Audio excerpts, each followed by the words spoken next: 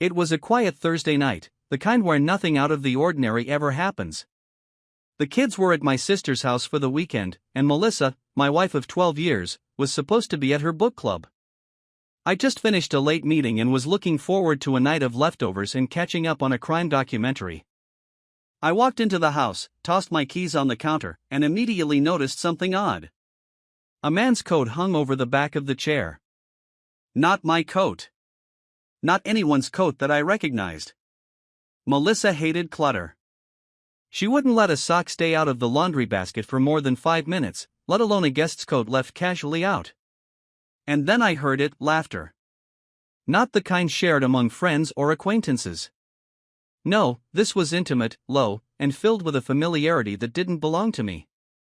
I froze in place, my heart hammering in my chest. The sound was coming from the living room.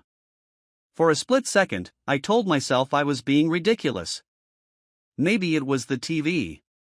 Maybe she had company over and forgot to tell me.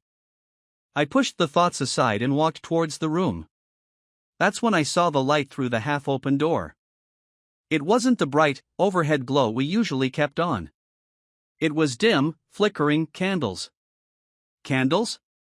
In the middle of the week? And then I heard it again, the laugh, this time followed by her voice, low and sweet, saying something I couldn't make out. My legs moved before my brain caught up. I stepped into the doorway. What I saw stopped me cold. Melissa wasn't at book club. She was sitting on our couch, barefoot, her legs curled under her. Across from her sat a man I didn't know, holding a glass of wine like he belonged there. The air between them was charged, electric. She was leaning towards him, her hand resting on the armrest of the couch, just inches away from his. The flickering candlelight reflected off the wine glasses on the coffee table. They didn't see me. Who's this, Melissa? My voice cut through the room like a whip. Both their heads snapped towards me. Her face drained of color. His was a mix of confusion and guilt, like a deer caught in headlights. Derek. You're home early, Melissa stammered, her voice high-pitched and defensive. Yeah, clearly. Who's this? I asked again, my voice steadier than I expected. The man stood up, setting his glass down carefully as though breaking it would make this worse. I'm Eric, he said, extending a hand I had no intention of shaking. Melissa scrambled to her feet, putting herself between me and him. This isn't what it looks like, she started, and I couldn't help but laugh. Oh, really? Because it looks like my wife is having wine and candlelight with some guy while I'm supposed to believe she's out at book club. So, please, enlighten me. And just like that, the normal life I thought I had started crumbling at my feet. Eric didn't say a word after introducing himself. His gaze darted to Melissa, as if silently begging her to handle the situation.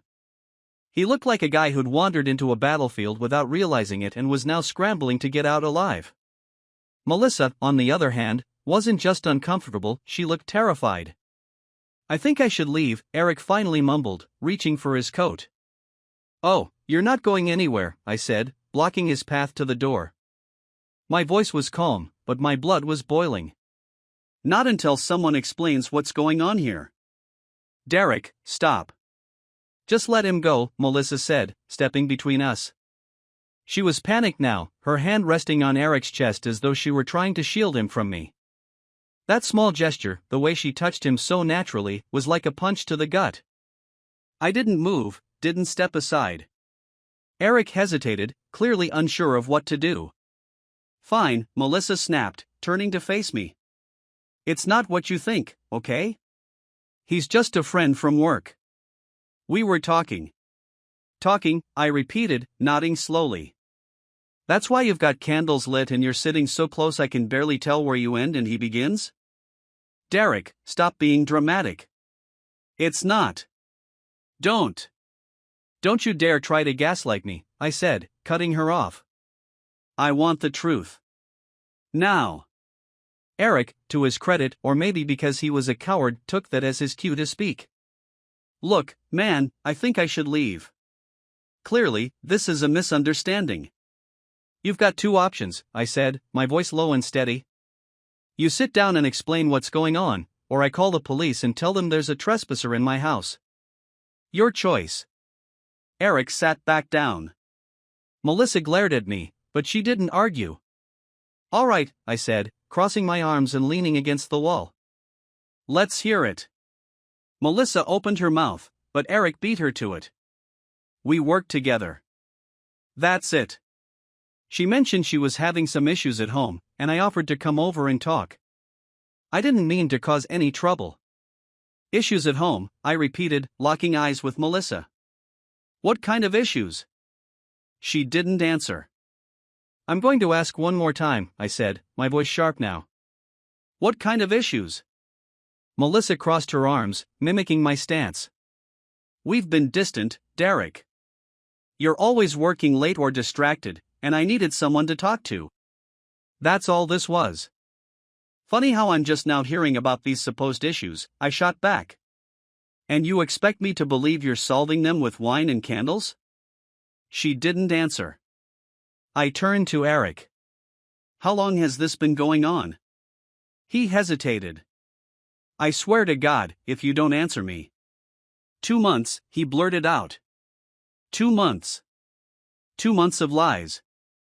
2 months of her sneaking around, pretending everything was fine while I was left completely in the dark. My fists clenched at my sides, but I forced myself to stay calm. Get out, I said to Eric. Melissa looked like she was about to argue, but I silenced her with a look. I said, get out. Now. Eric didn't need to be told twice. He grabbed his coat and practically ran for the door. Once it slammed shut behind him, I turned back to Melissa. 2 months, I said, my voice quiet but full of anger. You've been lying to me for 2 months, and you didn't think I'd notice? She didn't respond. Say something. I shouted, my composure finally breaking. Melissa flinched, then straightened her shoulders. It wasn't an affair, she said, her voice shaking. We were just talking. Talking, I repeated, shaking my head. Do you think I'm stupid? I saw the way you looked at him. That's not just talking. Derek, Save it, I said, cutting her off. I want the truth. All of it. Now. She hesitated, then took a deep breath. It started as just talking, she said quietly. But it didn't mean anything. I was lonely, Derek. You're always at work, and I needed someone to be there for me. So you invited another man into our home? Lit candles and poured wine like this was some kind of date? She didn't answer, which was all the confirmation I needed. My chest felt tight, like I couldn't get enough air. This wasn't happening. This couldn't be happening. I want details, I said, my voice cold. How many times has he been here? Derek, please. How many times? I demanded. She sighed, her shoulders slumping in defeat. 4. This was the 4th time. I nodded, filing that information away. And did you sleep with him? Her silence was deafening. Answer me. No, she said finally, her voice barely above a whisper. I didn't believe her.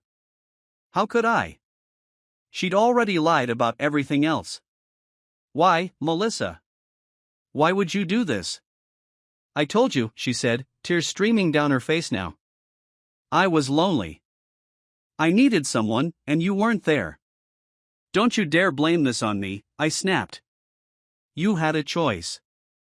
You could have talked to me, but instead, you chose to sneak around behind my back. I didn't mean for it to go this far, she sobbed. Well, it did, I said, my voice cold. And now we're here. I stared at her for a long moment, trying to process everything.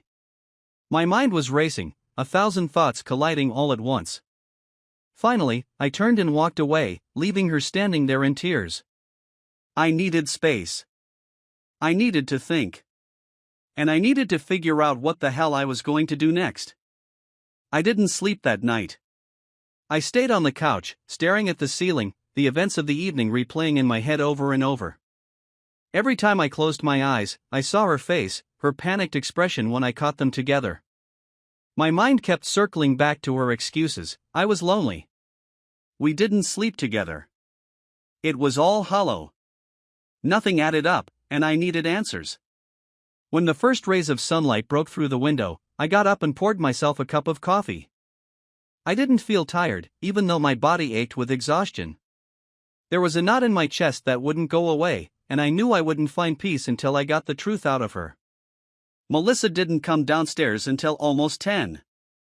Her eyes were red and puffy from crying, her hair unkempt. She looked at me nervously, probably gauging my mood. I didn't give her the satisfaction of looking back. "We need to talk," I said, my voice flat. She nodded, sitting down at the table across from me. "I'm not playing games, Melissa," I said, fixing her with a hard stare. "I want the truth, all of it. No more lies." She swallowed hard, her hands trembling as she wrapped them around her coffee mug. "I already told you." "You told me what you thought I wanted to hear," I interrupted. "And I don't believe a word of it. So, let's start again. Who is Eric to you?" She sighed, staring down at the table. "He's a colleague," she said softly. "We've worked together for about a year." "And what exactly is your relationship?" I pressed. "It's not what you think," she said quickly. "We're friends. That's all." "Friends don't sit on my couch with candles and wine," I snapped. "Try again." Her face crumpled, and she buried her head in her hands. "I don't know what you want me to say. I want the truth," I shouted, slamming my hand on the table. She flinched, but I didn't care. "Do you have feelings for him?" Her silence was deafening. "Melissa," I said through gritted teeth. "Yes," she whispered finally, her voice barely audible. I leaned back in my chair, the air rushing out of my lungs like I'd been punched. "How long?" "A few months," she admitted. "Did you sleep with him?" I asked again, my voice steady despite the anger bubbling just beneath the surface. "No," she said, meeting my eyes for the first time. "I swear, Derek." I never let it go that far. "Why should I believe you?" I asked coldly. "Because it's the truth," she cried. "I know I've been dishonest, but I didn't cheat on you. I couldn't." I stared at her, trying to gauge whether she was lying. Her expression was desperate, her eyes wide and pleading. I wanted to believe her, but after everything, how could I? "Why him?" I asked after a long pause.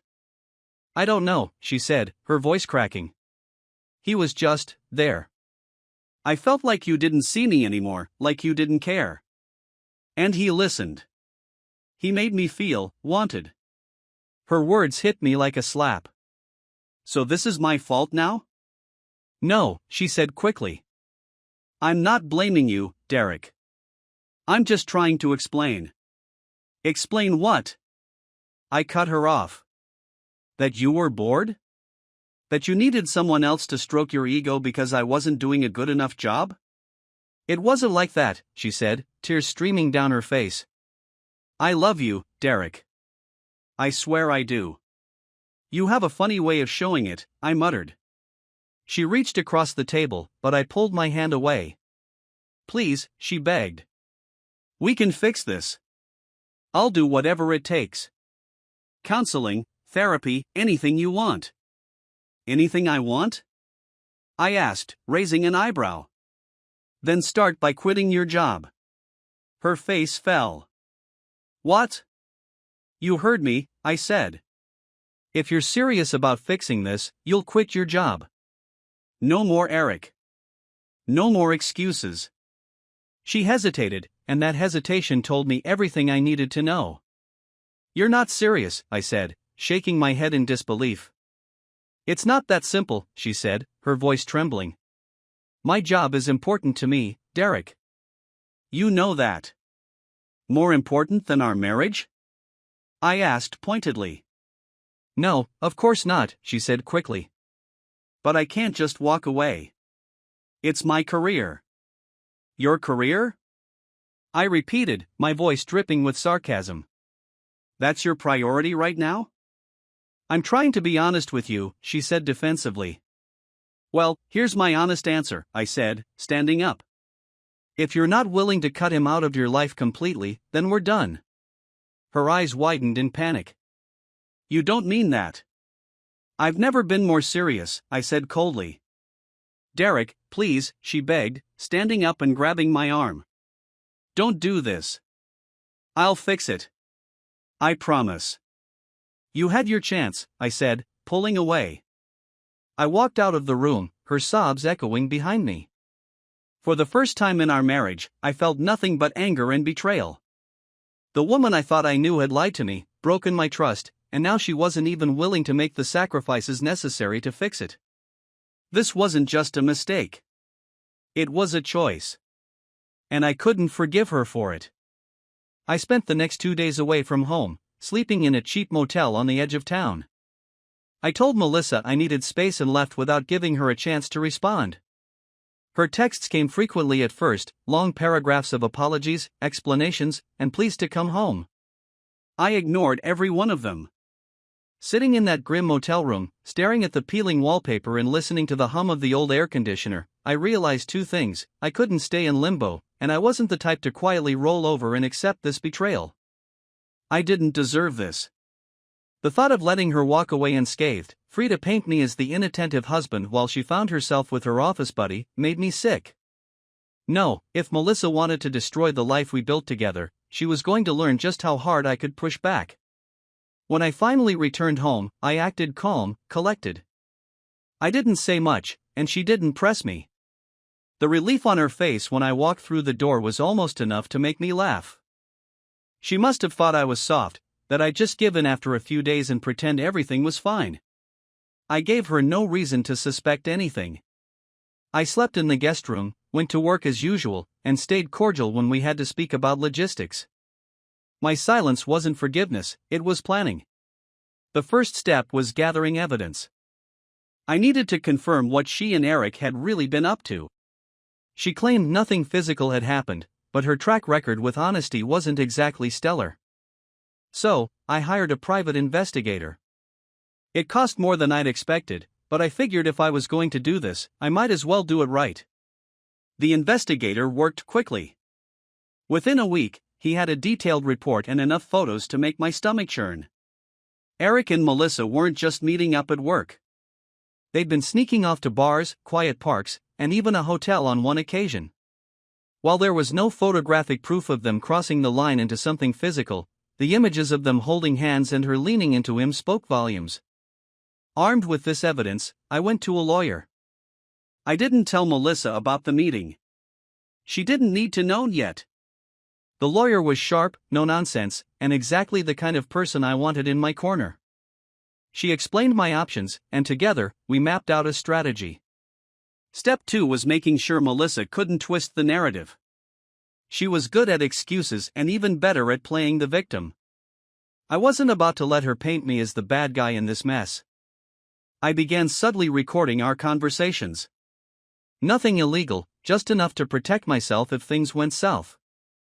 I also made copies of all our financial records, bank statements, and anything else that might come up in a divorce.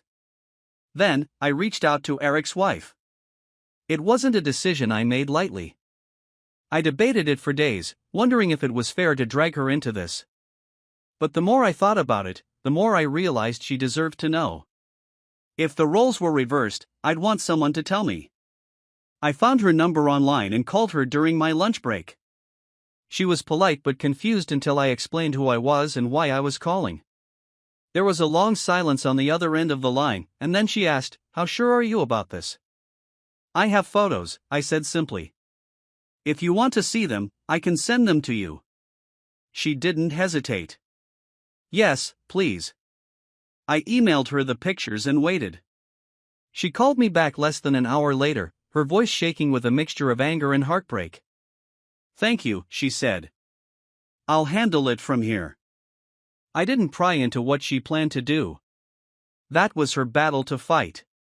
The final step in my plan came 2 weeks later, on a Friday night. Melissa thought we were going out for dinner to talk things through, as she'd put it. She dressed up, wearing the red dress she knew I liked, and spent extra time on her hair and makeup. She was trying, I give her that, but it was far too late for appearances to matter. I let her sit through dinner, nervously chatting about anything but the elephant in the room. She asked me how work was going, whether I'd talked to the kids about visiting their grandparents, and even made an awkward joke about needing a vacation. When the waiter cleared our plates, I leaned back in my chair and folded my hands. "Melissa," I said, cutting her off mid-sentence.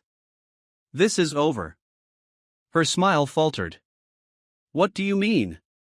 "I mean us," I said, my voice calm but firm. "I've spoken to a lawyer. I've filed for divorce." The color drained from her face. "Derek, no." "I'm done," I said, holding up a hand to silence her. "You lied to me. You betrayed me. And I don't see any way to come back from that." She started to cry, dabbing at her eyes with a napkin. "I made a mistake, okay? I know I messed up, but we can fix this. Please, Derek. Don't do this." "It's already done," I said, sliding an envelope across the table. "This is everything you need to know about the divorce. I've made it clear to the lawyer that I want this to be as clean as possible, but I'm not going to bend over backward to make it easy for you." Her hands trembled as she opened the envelope and saw the photos. She looked up at me, horrified. You spied on me?" "I wanted the truth," I said simply. "And now I have it." The rest of the dinner was a blur of accusations, tears, and desperate apologies on her part. I paid the bill, left her sitting at the table, and walked out without looking back. For the first time in weeks, I felt like I could breathe again. Melissa didn't come home that night, and I didn't care where she went. Maybe she stayed at a friend's house, or maybe she went crawling to Eric for comfort. Either way, it didn't matter to me.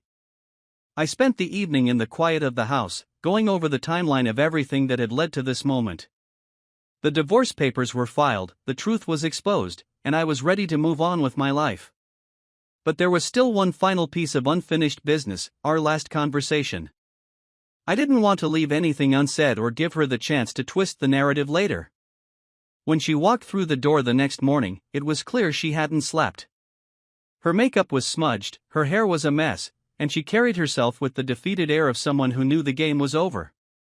She didn't look at me as she dropped her purse on the counter and poured herself a glass of water. "Do you even care where I was?" she asked quietly. "No," I replied without hesitation.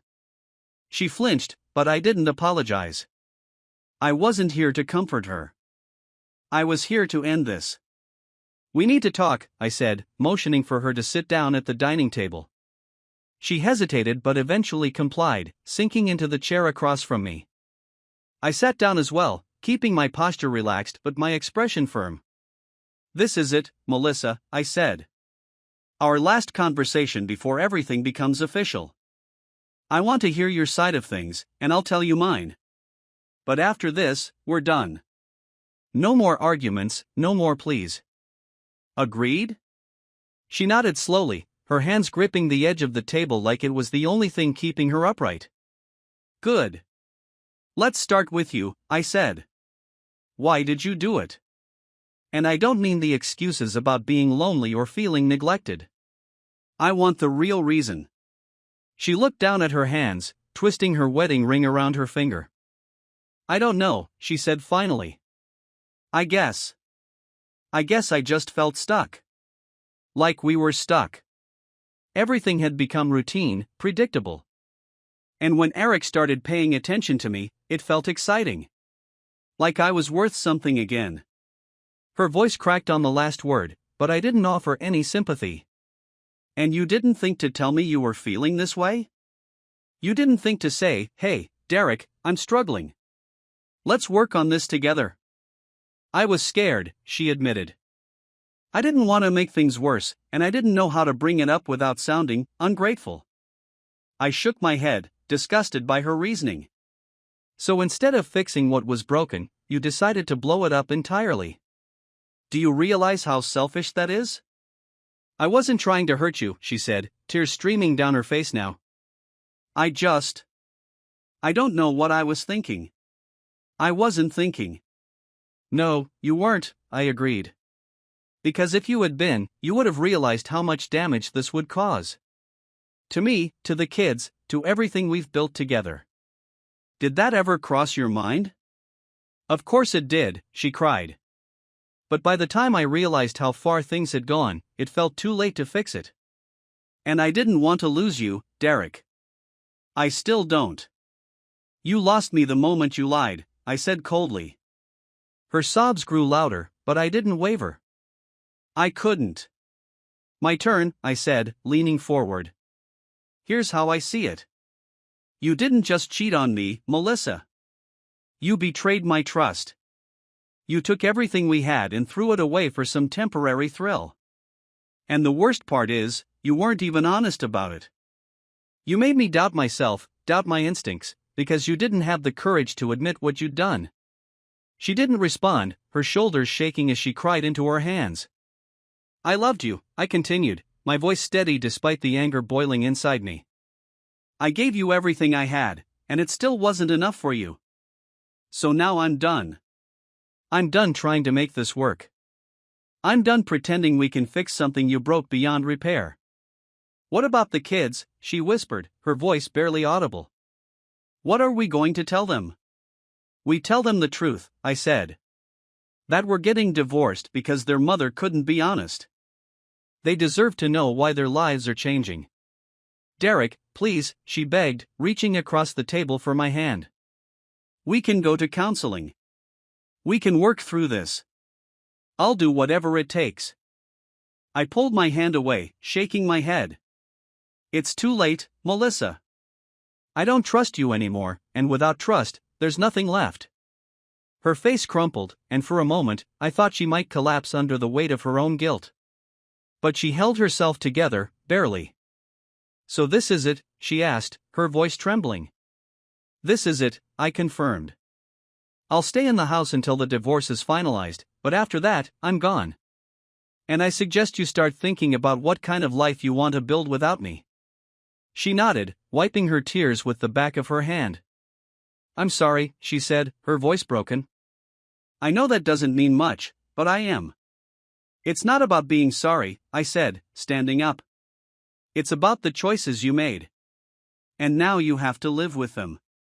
I walked away without looking back, leaving her sitting at the table in silence. It was the hardest conversation I'd ever had, but it was also the most necessary. There was no going back now, and for the first time in weeks, I felt like I was finally moving forward. I didn't expect the weeks following that final conversation to be so quiet. Melissa retreated into herself, which suited me just fine. We shared the same house, but it was more like a ceasefire than cohabitation. She stayed out of my way, and I stayed out of hers. It wasn't sustainable, but it worked for the time being. The kids were my next priority. They weren't young anymore. Our son, Lucas, was 17 and our daughter, Emily, was 15, but they still deserved an explanation. I wrestled with how much to tell them, trying to strike a balance between honesty and protecting them from the worst of it. In the end, I decided they needed to hear the truth. Not the gory details, but enough to understand why their parents were splitting up. One Sunday afternoon, I called them into the living room. Melissa sat across from me, her expression tight but composed. She hadn't wanted to be part of this conversation, but I insisted. If we were going to break this to them, we were going to do it together. Kids, I began, my voice steady but heavy. Your mom and I have something to tell you. We've decided to get a divorce. Emily's face crumpled immediately, and she burst into tears. Lucas didn't react at first, his expression unreadable. He just sat there, staring at the floor. Why? He asked finally, his voice quiet but firm. I glanced at Melissa, who avoided my gaze. Because things between us haven't been working for a long time, I said. We've tried to fix it, but sometimes things happen that make it impossible to move forward together. That's not an answer, Lucas shot back, his eyes narrowing. I took a deep breath. Your mom made some decisions that hurt our marriage, I said carefully. I won't get into the details, but those decisions made it clear that we can't stay together. Emily's sobs grew louder, and Melissa reached out to comfort her. It's not your fault, she said softly. This has nothing to do with you or Lucas. Your dad and I both love you very much, and that's never going to change. Lucas stood abruptly, his chair scraping against the floor. I knew something was up, he muttered, his voice thick with anger. You've both been acting weird for weeks. Lucas, please, Melissa started, but he cut her off. Don't, he said sharply, glaring at her. You're the reason this is happening, aren't you? She didn't respond, her silence saying more than words ever could. I need some air, Lucas said, storming out of the room. The front door slammed behind him, leaving Emily sobbing in Melissa's arms. It wasn't the clean, controlled conversation I'd hoped for, but it was done. I stood up, leaving Melissa to console Emily, and went to my room to let the fallout settle. The next few weeks were a blur of paperwork and logistical planning. The lawyer and I finalized the terms of the divorce, and I started searching for a new place to live. Melissa and I agreed that I would move out once the papers were signed. She'd keep the house, mostly for the kids' sake, while I found a modest apartment nearby. Lucas avoided both of us as much as he could, but I could feel his resentment simmering just beneath the surface. Emily clung to Melissa, rarely leaving her side.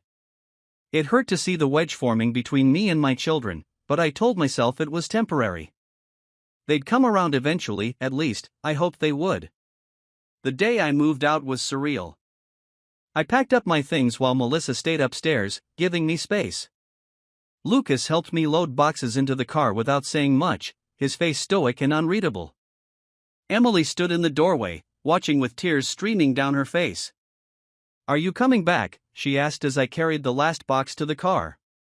I'll always be here for you, I said, kneeling down to her level. This doesn't change how much I love you or your brother. You can call me anytime, and we'll still see each other all the time. Okay?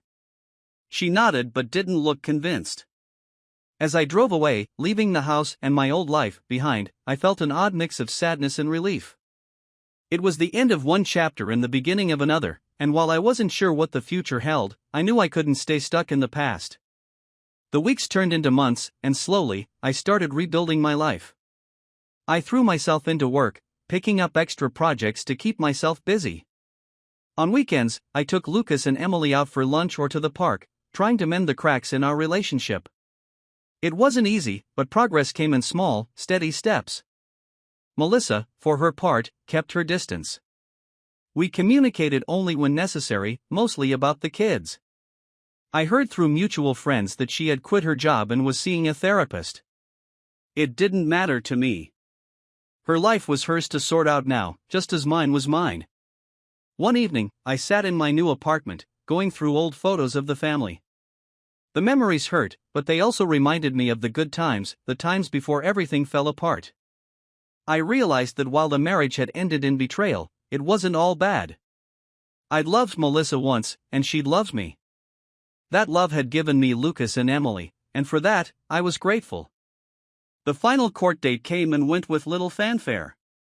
The divorce was finalized, and just like that, 12 years of marriage were reduced to a stack of papers and a judge's signature. I walked out of the courthouse feeling lighter than I had in months. This wasn't the life I'd imagined for myself, but it was mine now. And for the first time in a long time, I felt ready to embrace it. I wouldn't let Melissa's betrayal define me. It was a chapter, a painful one, but it wasn't the whole story. I was moving forward, one step at a time, and that was enough.